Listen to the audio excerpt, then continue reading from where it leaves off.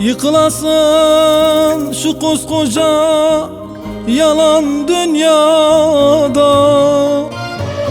Ne dost gördüm, ne can gördüm, ne adam gördüm.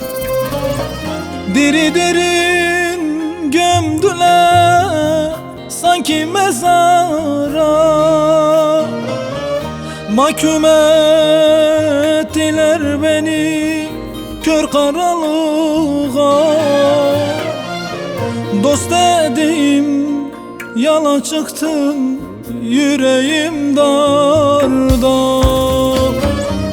Oturup konuşacağım, derdimi anlatacağım, acımı paylaşacağım. İnsan kalmamış, adam kalmamış, dostum kalmamış, kimsem kalmamış. Acımı paylaşacağım, insan kalmamış, adam kalmamış, dostum kalmamış, adam kalmamış.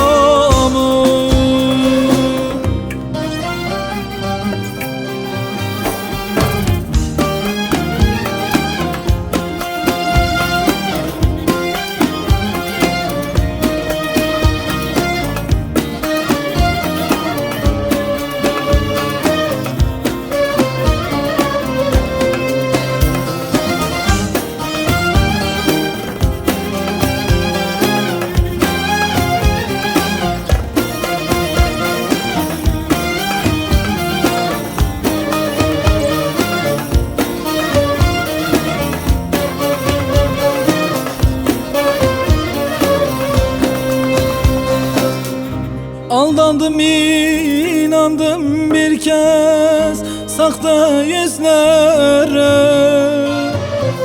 Hani canda sevdiklerim, dostlarım nerede?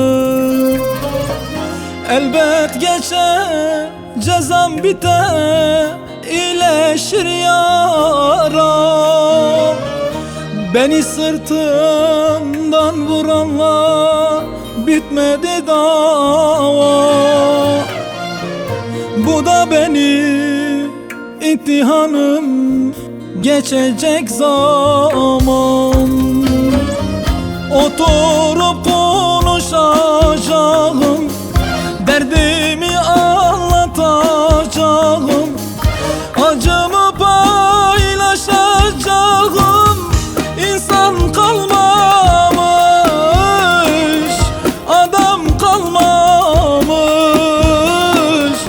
dostum kalmamış, kimsem kalmamış. Acımı paylaşacağım, insan kalmamış, adam kalmamış, dostum kalmamış, adam kalmamış. Acımı paylaşacağım, insan kalmamış, adam kalmamış, dostum kalmamış.